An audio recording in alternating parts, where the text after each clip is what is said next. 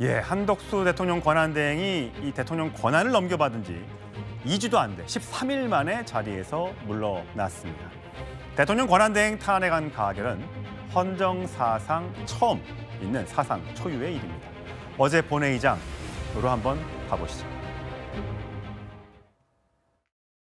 헌법 제65조 2항에 따라 제적위원 과반수의 찬성으로 의결한다는 점을 말씀드립니다.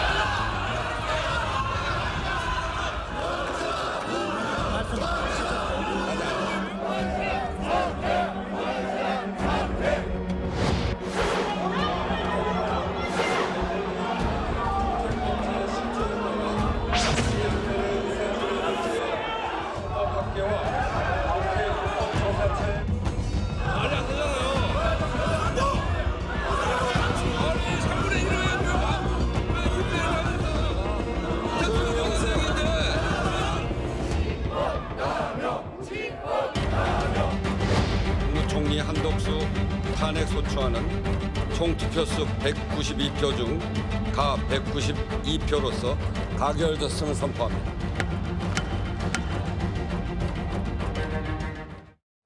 강성필 부대변인. 네. 어제 한덕수 권한대행의 탄핵이 있었고요. 이제 최상목 부총리가 다시 대통령의 권한을 대행하고 있습니다. 그 목소리 잠시 후에 들어보겠지만 언제까지 민주당은 탄핵을 할 예정입니까? 일단 저희 민주당은요, 이 다가올 걱정을 먼저 하지 않고 지금 현재 우리가 마주하고 있는 걱정부터 해소하는 것이 지금의 저희 역할이라고 생각을 합니다. 그리고 이제 한가에서 오해하시는 게 있습니다. 한덕수가 민주당의 말을 안 들으니까 최상목이 말을 잘 들을 것 같아서 이런 거 전혀 아니고요. 한덕수보다 최상목이 일을 더 잘한다, 못한다, 착하다, 나쁘다 이런 게 아니라 한덕수 권한대행이 지금 그 자리에 있으면 안 되는 분이라고 저희는 판단을 했기 때문에 결단을 내린 겁니다. 어떤 면에서 그렇죠? 저희가 총리 시절에 두 가지가 있습니다. 계엄의 피의자 신분이시잖아요. 첫 번째로는 이분이 대통령께 계엄 전에 먼저 사실을 듣고 인지를 했습니다. 그러면 본인이 반대를 했음에도 불구하고 대통령을 설득하지 못했다라고 판단을 했다면 나와서 사퇴를 하시면서 폭로 기자회견을 하셨어야죠. 근데 그게 안 됐다라고 하면 국무회의 소집을 하지 않으셨어야 합니다. 그래서 비상계엄 요건을 훼손을 시켰어야 됩니다. 그랬다고 하면 만약 국무회의를 소집하지 않았다고 하면 대통령께서 비상계엄 소집 안 하셨을 수도 있고, 그런데 한덕수 국무총리는 당시에 더 많은 국무위원을 모아서 오히려 국무회의를 소집해서 비상계엄의 정당성을 부여했다는 그런 혐의가 있기 때문에 저희가 당시에도 당내에서는 권한대행으로 막아야 된다, 권한대행으로 못 가게 했는데 이재명 대표와 민주당이 지금이 국정이 너무 혼란스러워서 해외의 신인도가 떨어질까 봐 이거를 결단을 내렸는데 결국에는 저희가 바로잡지 못한 게 죄라면 죄입니다. 강준혜 의원, 이게 탄핵 사유가 그러니까 말리지 않았다. 왜 계엄을 하는데 말리지 않았다. 이게 탄핵 사유가 됩니까? 이재명 대표가 기자회견을 하면서 한덕수 국무총리 권한대행에 대해서는 일단은 탄핵을 하지 않겠다라고 처음에 이야기를 했었죠. 그러면서 너무 많은 탄핵은 정부를 마비를 시킨다라는 이야기를 한 바가 있습니다. 그런데 그 이후에 결과적으로 한덕수 권한대행의 권한, 민주당이 정해준 것이죠. 제2요구권 행사하면 안 되고 그리고 헌법재판소 재판관을 임명을 해야 되는 이렇게 정해준 권한을 제대로 행사하지 않았다라는 이유를 결국에는 탄핵소추 의결에까지 이르게 된 거 아니겠습니까? 한덕수 권한대행이 했던 이야기가 있죠. 지금 본인이 권한을 쓰는 데 있어서 여야가 협의를 해달라고 한 것입니다. 그렇다면 민주당 입장에서는 협의하는 모습이라도 보였어야 되는 것이 먼저가 아닌가라고 저는 생각합니다. 국민의힘과 먼저 협의를 해보고 서로 간에 지금 이야기가 다른 부분들, 법에 있어서 명문의 규정이 없기 때문인 것이고 그리고 법조인들도 일관된 목소리를 내지 못하고 있는 것은 사실이지 않습니까? 그러면 일단은 협의를 해보고 협의가 되지 않았을 때 국민들께 국민의힘과는 더 이상 대화가 되지 않습니다. 저희는 부득이하게 한덕수 권한대행에 대해서 탄핵을 진행을 합니다라고 말씀을 드리는 게 좀 먼저라 생각해요. 근데 한덕수 권한대행이 여야 협의 좀 해달라고 이야기하니까 30분 만에 바로 탄핵안 발의하는 이런 모습들 굉장히 폭주하고 있는 것이고 권한대행의 권한을 본인들이 입맛대로 하겠다라는 것을 보이는 것밖에 되지 않는 것이죠. 민주당이 수권 정당을 원한다면 지금 국정의 안정을 위해서 그리고 국민들의 불안을 해소하기 위해서 최선의 노력을 다해야 된다고 저는 생각을 합니다. 그런데 지금의 상황에 있어서는 국민들을 더욱 불안하게 하는 것은 저는 민주당이 아닌가라고 생각합니다. 예, 일부 국민의힘 의원들은 어제 사태를 놓고 12.27 쿠데타다라는 얘기를 하는 분들도 계시더군요. 장유미 변호사. 네. 어쨌든 지금 최상목 대행의 직함이 대통령 권한대행 부총리 겸 기획재정부 장관.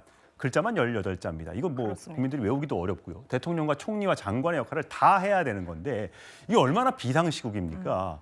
이걸 어떻게 지금 보니까 오늘은 민주당이 최상목도 탄핵하겠다 이런 얘기는 안 하더군요. 네, 지켜볼 필요가 있고 아마 주초까지는 기다려볼 겁니다.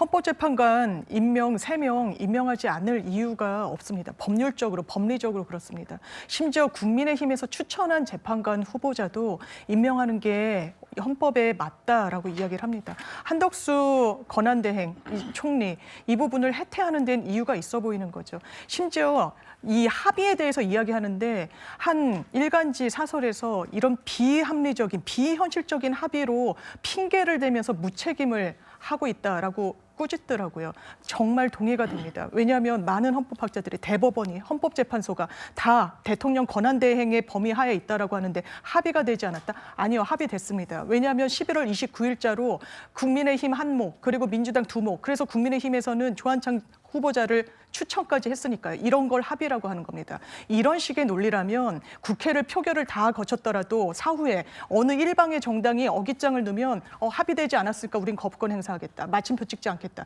이게 국정 혼란에 도움이 됩니까? 안 됩니까? 이건 삼권 분립의 기본조차 지키지 않겠다는 태도입니다. 이런 국무위원은 탄핵되어 마땅하고 똑같은 행태를 보인다면 민주당은 탄핵할 수밖에 없을 겁니다. 근데 그 부분에 대해서 잠깐 말씀드리면은 11월에는 이제 3명에 대해서 추천하는 것에 대해서 인물이라든지 이런 추천 과정에 대한 합의가 있었던 것이지 지금 한덕수 권한대행이 이야기했던 것은 그것이 아니라 본인 권한대행에게 이러한 임명을 할 수 있는 권한이 있는 것인가 제2요구권 행사할 수 있는 권한이 있는 것인가의 문제인 것이죠. 11월 말에 여야가 협의를 했을 때는 그때는 대통령이 본인 직무를 수행하고 있던 상황입니다.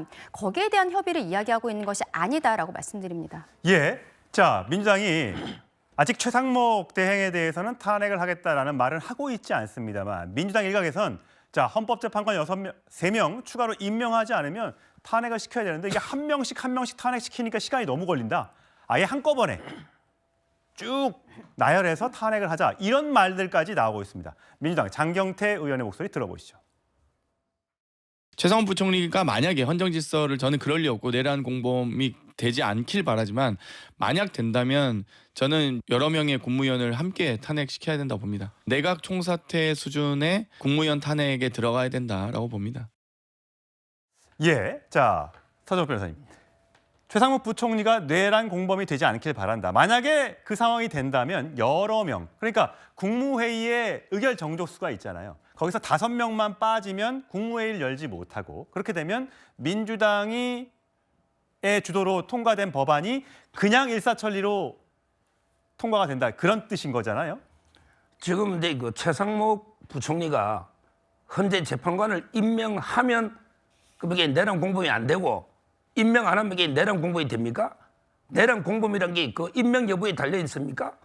제가 알기로 그때 가장 계엄을 반대하고 뛰쳐나간 분이 최상목 부총리예요. 예. 그런데 왜 내란 공범 운운하죠? 이거는 이제 말이 안 되는 이야기고요.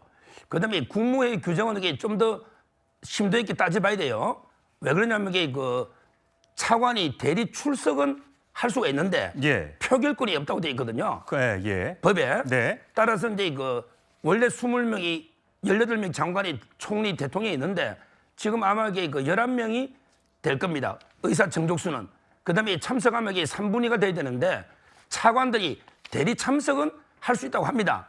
다만 이게 그 표결권이 없기 때문에 실제 이게 논란이 많이 될 거예요. 한 5명 지금 탄핵하면요. 예. 과연 이게 국무회의가 어떻게 될지 차관들로 이게 최후가 정족수는 되는데 표결이 없으니 이게 국정마비입니다. 예. 이러다면 이게 심각하죠. 저는 민주당이 이렇게 그 폭주해서는 안 된다. 이렇게 엄중하게 경고합니다. 예. 최상목 권한대행 이 계엄에 대해서 가장 강하게 반대했던 인물로 알려지고 있습니다. 최상목 부총리가 나는 계엄에 반대했고 그다음에 사퇴를 하기 위해서 나온 사람이다라고 얘기했고요. 그래서일까요? 오늘 김민석 민주당 최고위원도 이렇게 말을 했습니다. 제가 붙여서 준비해봤습니다. 들어보시죠. 저는 그때 계엄에 반대를 했었고 그 다음에 사퇴를 결심하고 나온 사람입니다. 그 자리에서 제가 뭐 어떤 자료를 받았든 어떻게 하든 관심도 없었고 열어볼 생각도 없었습니다. 최상목 대행을 비롯한 윤석열 내각은 신속하게 헌재 재판관 임명 등 내란 심판 절차에 협조해서 공직자로서 국민들께 더 이상의 죄를 짓지 말기를, 더 이상 역사와 국민 앞에 비겁한 공직자들이 되지 말기를 강력하게 권고합니다. 강력하게 권고한다. 권고 같지는 않아 들립니다. 어쨌든 지금 최상목 대행 같은 경우에는 이미 한덕수 전 총리는 6개 쟁점 법안에 대해서는 이미 거부권을 행사했고요. 헌법재판관 임명은 하지 않았습니다. 여야가 합의를 해와라 했는데 탄핵이 됐으니까요. 자, 그렇다면 최상목 대행은 어떻게 할 것인가? 자, 일단 걸려 있는 게요. 연말까지겠죠. 일단 헌법재판관 3명을 임명할 것이냐. 그리고 김여사 특검법이라든지 내란 특검법을 과연 거부권을 행사할 것인가 안 할 것인가. 이 두 가지가 관점이에요. 어떻게 될 걸로 보세요? 일단 지금 국민의힘에서는 과거에 추경호 원내대표와 박찬대 원내대표가 합의했던 거에 대해서 합의 방식만 뭐 합의를 한 것이기 때문에 완전한 합의가 아니라고 하는데 그 말이 모순이라는 게 뭐냐면 그렇다고 하면 조한창 후보자는 왜 추천한 겁니까? 모든 것이 다 일사천리로 합의가 됐기 때문에 조한창이라는 분을 국민의힘 내부에서 고민해서 추천을 해서 인사청문회 한 거 아니겠습니까? 이런 모순이 있기 때문에 저희 민주당은 과거에 합의된 사항이기 때문에 한덕수 권한대행이 합의해가지고 와라 이 말이 안 맞다는 것이고, 두 번째로 왜 이걸 임명을 안 하면 내란 공범이다라고 저희가 이제 의심을 하는 거냐면 내년 4월 18일에 2명의 헌법재판관의 임기가 종료되잖아요. 이거는 예정되어 있는 혼란인 거예요. 그러면 대통령 권한대행으로서 예정되어 있는 혼란을 방치하는 겁니다. 그리고 이 방치한다는 것은 헌법재판소의 탄핵 심사를 지연시키려고 하는 꼼수로밖에 민주당은 의심할 수가 없는 것이기 때문에, 또한 대한민국에서 법이 해석이 분분할 때는 어떻게 합니까? 헌법재판소에서 마지막으로 해결을 하잖아요. 결정을 내리잖아요.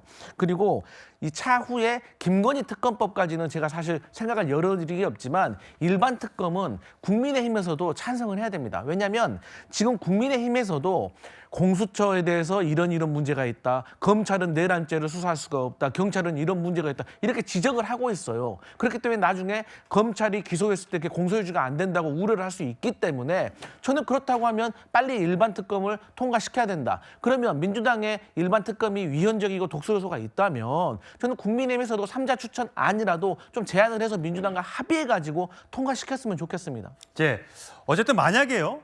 지금 저희가 우리 국무위원회 이 순서를 뭐 굳이 알아야 되는지는 모르겠습니다만 어쨌든 1번, 2번이 만약에 권한대행을 했었는데 직무가 정지된 상태고 최상목 권한대행까지 탄핵을 하게 된다면 이주호 교육부 장관, 유상임 과기정통부 장관, 조태열 외교부 장관, 김용호 통일부 장관의 순으로 대행이 쭉 내려가게 됩니다. 그래서 1명, 2명, 3명, 4명, 5명을 싹 탄핵하면 한꺼번에 탄핵하면 일이 안 된다. 이런 뜻일 텐데 자, 저기 4번에 있는 유상임 장관은요.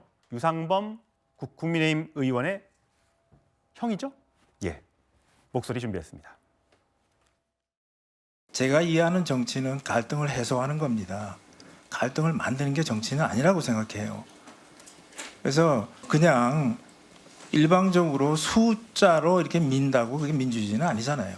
그러면 하시고 싶은 국민들 다 탄핵하고 정부를 무력화하면 얻을 수 있는 게 뭔가요? 누가 정부를 무력화한다 그랬어요? 한번 생각해 보세요. 지금 기재부 장관, 지금 경제부총리께서 대통령 권한대행, 총리 권한대행, 그리고 본인의 일 이거 할 수 있습니까? 예, 많은 국민들이 저 부분을 걱정하고 계십니다. 외교, 트럼프 행정부와 맞설 그 외교력을 어떻게 또 할 것인가? 국방, 군사, 이 문제 또 어떻게 할 것인가? 경제, 환율 치솟고 있는데 이거 어떻게 할 것인가? 이 부분에 대한 걱정이 많습니다. 여야 의원들이 지금만큼은 제발 머리를 맞대고 고민을 같이 좀 해주길 바랍니다.